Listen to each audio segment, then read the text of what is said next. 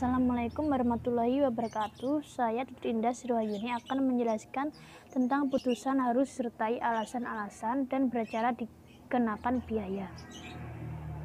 Yang pertama yaitu putusan harus disertai alasan-alasan.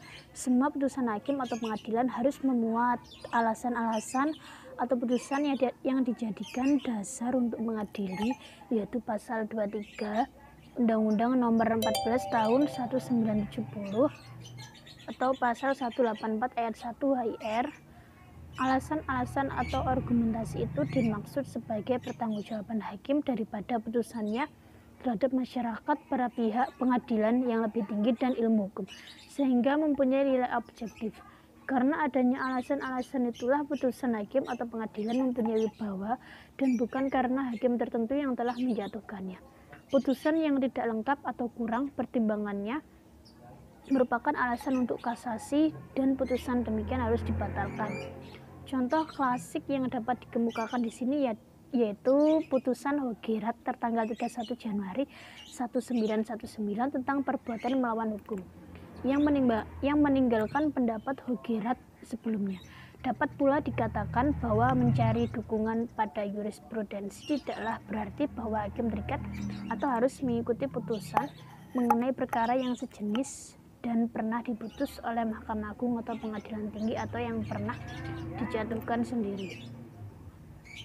Dalam putusannya tertanggal 23 November 1961 nomor 179K atau SIP atau 1961, Mahkamah Agung menetapkan kedudukan anak perempuan sama dengan anak laki-laki dengan dalam mewaris.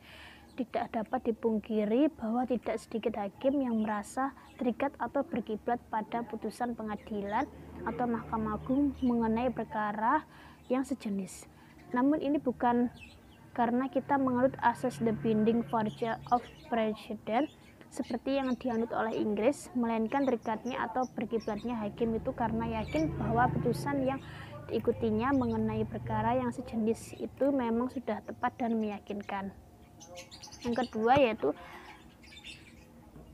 beracara dikenakan biaya. Seseorang yang akan berperkara di pengadilan pada asasnya dikenakan biaya. Biaya perkara ini meliputi biaya kepaniteraan dan biaya untuk panggilan, pemberitahuan para pihak, serta biaya materai. Di samping itu, apabila diminta bantuan seorang pengacara harus dikeluarkannya biaya. Serta sebagai contoh, Pengadilan Negeri Batu Raja dalam putusannya pada 6 Juni 1971 nomor 6/19 PDT menggugurkan gugatan penggugat karena penggugat tidak menambah uang muka biaya perkaranya sehingga penggugat tidak lagi meneruskannya gugatannya.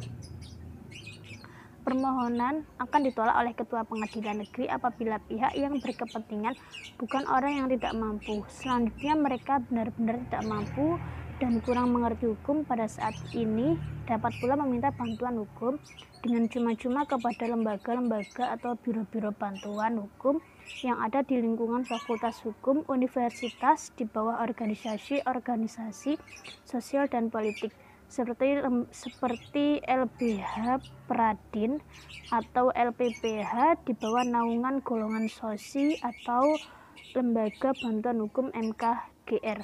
Sekian penjelasan dari putusan-putusan disertai alasan dan beracara dikenakan biaya. Wassalamualaikum warahmatullahi wabarakatuh.